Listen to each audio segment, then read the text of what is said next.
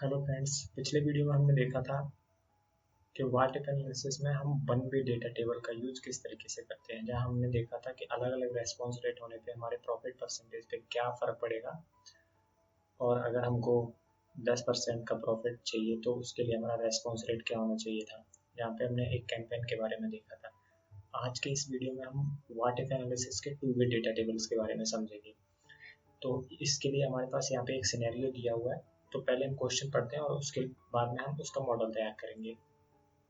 तो यहाँ पे हमारे पास क्वेश्चन है कि Krishna book store with many locations across the Jaipur city places order for all the latest books and then distributes them to its individual bookstore. Krishna needs a model to help it order the appropriate number of any title. For example, Krishna plans to order a popular new hardback novel which it will sell for 300. मतलब वो कृष्णा जो है वो plan कर रहा है कि एक नोवेल परचेज करना है। कृष्णा पहली बात तो एक बुक स्टोर है जो किसी दूसरे बुक स्टोर या किसी भी डिपो मान लीजिए कहीं से वो बुक्स परचेज करता है और उसके बाद अपने जयपुर सिटी में उसके अलग अलग स्टोर्स हैं वहाँ डिस्ट्रीब्यूट कर देता है। अब वो एक नोवेल परचेज करना चाहता है जिसे वो 300 रुपये में सेल करेगा। It can purchase any number of this book from the publisher.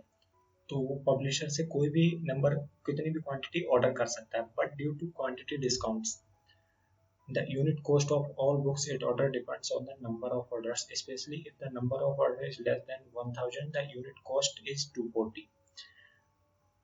अब वो ऑर्डर करता है तो उसकी कॉस्ट हर जितनी ऑर्डर की क्वांटिटी है उस पर डिपेंड करती है, फिक्स कॉस्ट नहीं है उसके पास। तो अगर वो 1000 से कम ऑर्डर करता है तो उसकी जो कॉस्ट है वो 240 रुपये होगी। After each 1000 the unit cost drops to 230।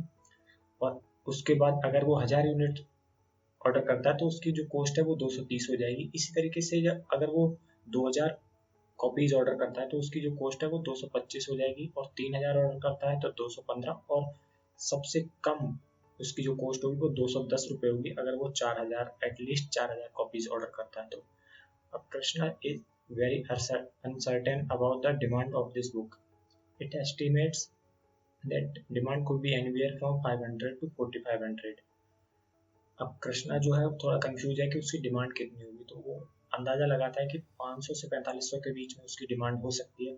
Also as the most hardback novels this one will eventually come out in paperback. Therefore, if Krishna has any hardbacks left when the paperbacks comes out, it will put them on sale for 100 rupees, at which price it believes all the left overs will be sold. अब कृष्णा चाहता है, मान लीजिए अगर उसकी जो demand है वो 500 की और कृष्णा ने उस अपने पास ऑर्डर कर लिए 700, तो उसके पास 200 जो एक्स्ट्रा यूनिट्स बची हैं तो वो सोचता है कि जो 200 एक्स्ट्रा यूनिट्स बची हैं उसको वो 100 रुपये डिस्काउंट, मतलब उसको सेलिंग प्राइस 100 पे बेच देगा। मतलब उसके पास अभी दो सेलिंग प्राइस हो गए, एक तो रेगुलर प्राइस उसका 300 रुपये है, और अगर उसके पास स्टॉक में कुछ एक्स्ट्रा बचता है तो वो उसको डिस्काउंटेड प्राइस में बेचेगा जो कि 100 रुपये है।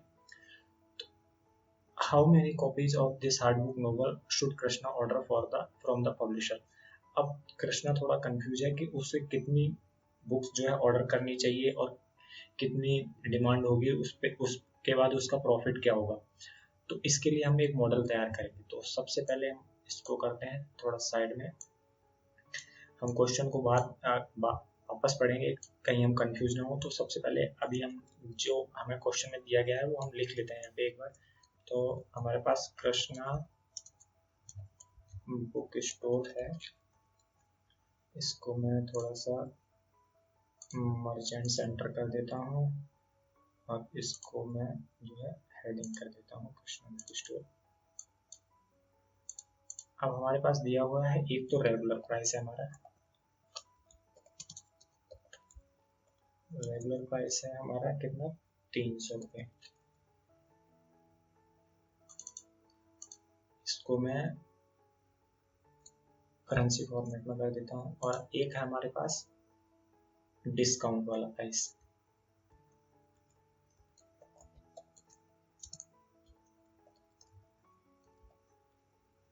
जो कि है हमारा 100 रुपये। इसको भी मैं करेंसी फॉर्मेट में कर देता हूँ।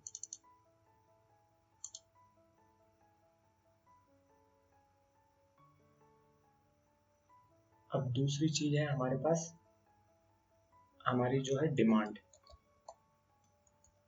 वो कितनी हो सकती है, एक 500 से 4500 के बीच में हो सकती है। तो हम अज्यूम करते हैं 500 हमारी जो डिमांड है। ये जो है एक अभी मैं डमी नंबर यहाँ पे डाल रहा हूँ,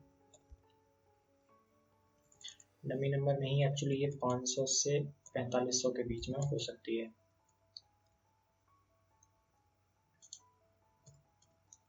ये हमारा नंबर है, तो इसको हम इसी फॉर्मेट में रहने देते हैं। और ऑर्डर यानी कि जो कृष्णा ऑर्डर करेगा पब्लिशर से,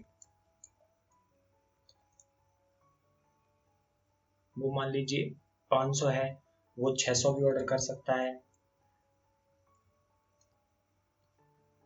पहले ऑर्डर करेगा, डिमांड उसके बाद आएगी। तो मान लीजिए उसने 600 ऑर्डर किया, तो ये दोनों चीज़ें हैं, ये जो है हम चेंज करके देखेंगे। तो इनको मैं येलो हाईलाइट कर देता हूँ एक बार के लिए। अब कृष्णा ने जो है 600 क्वांटिटी ऑर्डर की है और उसकी डिमांड जो है 500 की है, तो उसके पास 100 पीस बचे हुए हैं जिनको वो सेल प्राइस पे बेचेगा, यानी कि डिस्काउंटेड प्राइस पे बेचेगा। तो उसको निकालने के लिए हम क्या करेंगे, हम यहाँ पे सरप्लस निकाल लेते हैं। इसका मतलब है कि हमारे पास कितना बचा हुआ है। तो अभी तो हमें पता है कि ये माइनस ये 100 आ गया, लेकिन अगर उसकी डिमांड जो है वो जाना है, अगर 600 से मान लीजिए 700 है, तो ये माइनस में नहीं हो सकता। इसके लिए क्या है, ये यहाँ पे फिर जीरो होगा, उसके पास कोई भी एक्स्ट्रा पीस नहीं बचेगा अगर उसकी डिमांड ऑर्डर से जाना है। तो इस केस में हम यहाँ पे क्या कर सकते हैं, हम यहाँ पे फॉर्मूला लगा सकते हैं, एक if this value is shorter than zero, then जो वैल्यू है हमारी ऑर्डर वाली यूज की जाए। या फिर हम यहाँ पे मैक्स का फॉर्मूला लगा सकते हैं। किस तरीके से, वो इस तरीके से लगा सकते हैं हम, एम ए एक्स, अब इस ये माइनस ये कॉमा जीरो, इन दोनों में से जो भी वैल्यू बड़ी होगी वो यहाँ पे आ जाएगी। तो अभी मेरा जीरो बड़ा होगा तो मेरा जीरो आ जाएगा। अब इसके बाद अब हम निकालेंगे यहाँ पे कॉस्ट क्या है। अब हमारी कॉस्ट जो है वो ऑर्डर क्वांटिटी पे डिपेंड करती है।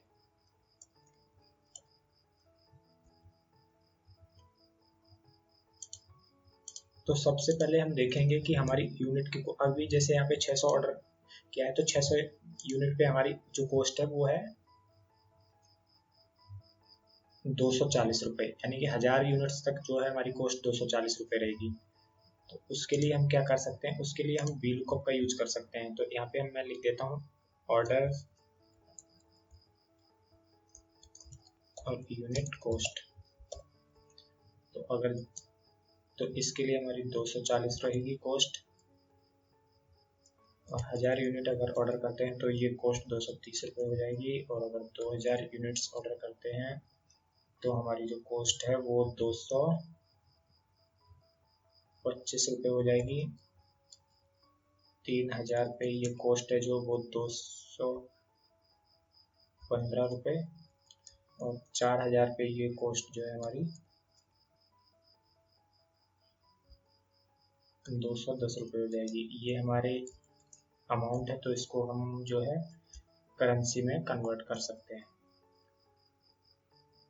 अब क्या करेंगे, अब हम यहाँ पे VLOOKUP कर लेंगे। VLOOKUP के लिए VLOOKUP यूज करेंगे। VLOOKUP लुकअप वैल्यू क्या होगी हमारी, जो जितनी क्वांटिटी हम ऑर्डर कर रहे हैं, तो ये हमारी क्वांटिटी होगी।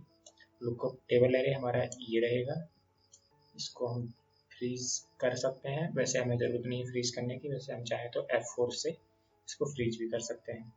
कॉलम इंडेक्स नंबर हमारा 2 रहेगा। और रेंज लुकअप यहाँ पे जो है हमारी ट्रू रहेगी। ट्रू भी लिख सकते हैं या हम एक लिख सकते हैं, जो कि, तो इससे क्या होगा, ये वाली जो रेंज है ये हमेशा शॉर्ट ऑर्डर में होनी चाहिए। तो ये जो है हमारे पास जितनी भी यूनिट से ऑर्डर होगी उसके हिसाब से उसकी जो यूनिट कॉस्ट है वो यहाँ पे निकाल के बता देगा। तो अभी जो है इसकी यूनिट कॉस्ट कितनी है, 240 रुपये। तो ये आ गया। अभी मान लीजिए अगर इसको मैं 1000 करता हूँ तो हमारी यूनिट कॉस्ट कितनी है, 230 रुपये। तो यहाँ पे जो है 230 आ गया। तो इस तरीके से हम जो है VLOOKUP फॉर्मूला यूज कर सकते हैं। अब इसको जो है मैं मल्टीप्लाई किससे कर दूंगा, हमारे जो भी जितने भी ऑर्डर हैं, तो ये हमारी सारी ऑर्डर्स की कॉस्ट निकल के आ गई। अब हम बात करते हैं रेवेन्यू की। तो हमारा रेवेन्यू क्या होगा? रेवेन्यू हमारा होगा, जैसे मान लीजिए अगर हमारी ऑर्डर जो है उसने 1000 की और डिमांड उसकी 700 थी, तो 700 जो है वो रेगुलर प्राइस पे बेचेगा, यानी कि 300 से मल्टीप्लाई हो जाएगा ये। और बचे हुए जो ऑर्डर है वो 300 वो उसको डिस्काउंटेड प्राइस पे बेचेगा, तो इसको ये यहाँ से इससे मल्टीप्लाई हो जाएगा। अगर ये सिचुएशन थोड़ी उल्टी सी हो, जैसे अगर मान लीजिए उसने ऑर्डर 500 की और डिमांड 700 है, तो वो 500 के 500 ऑर्डर जो है वो रेगुलर प्राइस पे ही बेचेगा। तो कहने का मतलब ये है कि इन दोनों में से जो भी मिनिमम है उसको हम रेगुलर प्राइस से मल्टीप्लाई करेंगे, और इस वाले को जो है डिस्काउंटेड प्राइस से मल्टीप्लाई करेंगे, तो टोटल हमारा रेवेन्यू यहाँ पे निकल के आ जाएगा। तो क्या करेंगे, हम मिनिमम का फॉर्मूला लगाएंगे और इन दोनों में से जो भी मिनिमम है उसको हम मल्टीप्लाई करेंगे रेगुलर प्राइस से, इससे। और प्लस हम क्या करेंगे, यहाँ पे जो भी सरप्लस है हमारे, जो भी बचे हुए ऑर्डर्स हैं उसको हम मल्टीप्लाई करेंगे डिस्काउंटेड प्राइस से।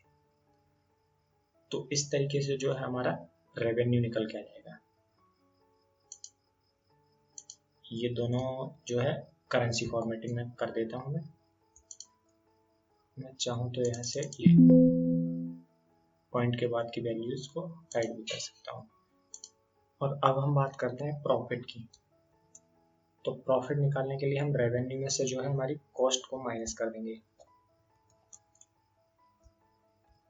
तो जो रेवेन्यू हमारा ये रहा और माइनस हमारी कॉस्ट, तो जो हमारा प्रॉफिट है वो 30,000 रुपये का है। तो अब हमें देखना है कि अलग अलग ऑर्डर करने पे और अलग अलग डिमांड होने पे हमारे जो प्रॉफिट है उस पर क्या फर्क पड़ेगा।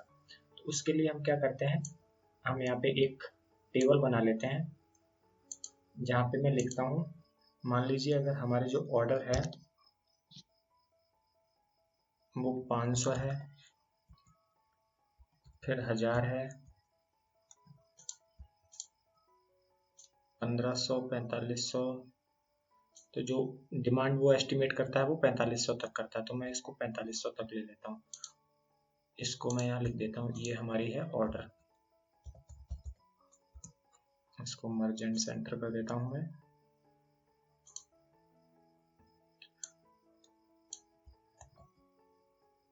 और यहाँ पे मैं इसको ट्रांसपोज करके पेस्ट करता हूँ। ये मान लीजिए हमारी डिमांड है, जो कि वो एस्टिमेट करता है कि उसकी जो डिमांड है वो 500 से 4500 के बीच में हो सकती है।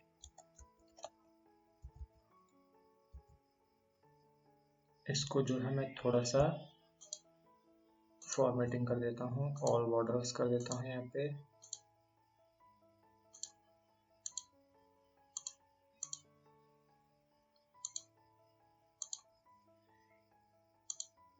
अब देखिए, जैसे कि 500 अगर और डिमांड है और 500 ऑर्डर है, तो हमारा प्रॉफिट जो हुआ वो 30,000 का हुआ।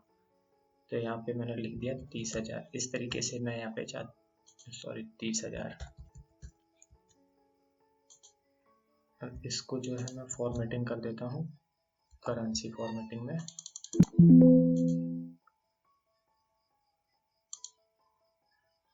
और अगर ऑर्डर यहाँ पे मान लीजिए 1000 है, तो हमारा जो प्रॉफिट है वो माइनस, तो जैसे मान लीजिए अगर हमने, हमारी जो डिमांड है वो 500 की और अगर हमने ऑर्डर कर दिए, तो यहाँ पे क्या आएगा, -30,000।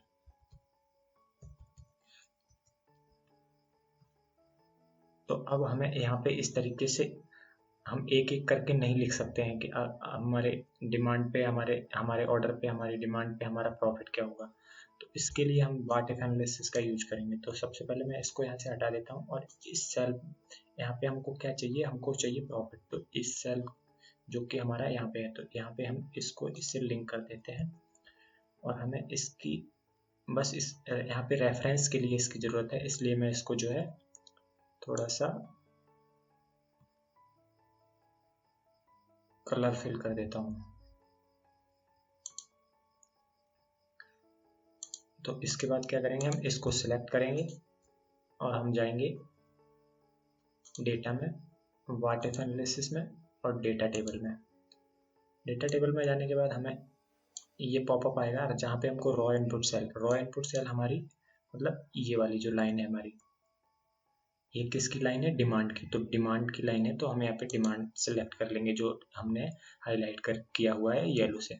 उसके बाद कॉलम इनपुट सेल ये वाली, यानी ये हमारी किसकी लाइन है? ऑर्डर की। तो यहाँ पे जो हम ऑर्डर की लाइन सेलेक्ट कर लेंगे और उसके बाद हम ओके प्रेस करेंगे।